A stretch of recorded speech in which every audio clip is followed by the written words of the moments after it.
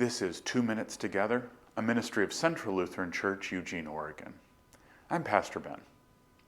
This week in our epistle reading, we have Paul writing to the Corinthians, opening his letter, and he has a message of all the ways in which the community is being prepared and formed and guided while they wait for Jesus' return, which they thought was going to be very soon.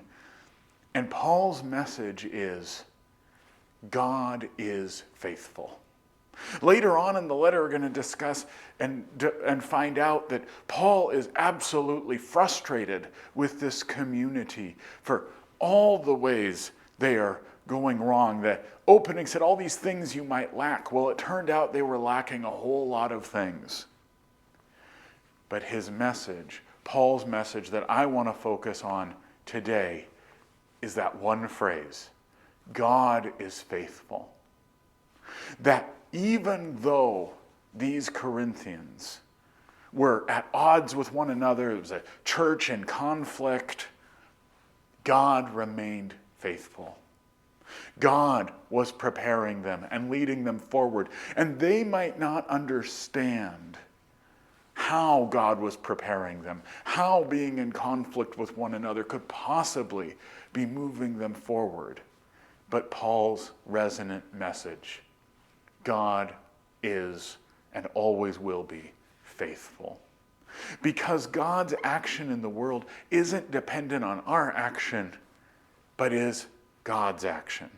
And so I'm here in the chapel to illustrate that place where God is most faithful in all of our lives, in the death and resurrection, in the place where Christ remains in us and abides in us.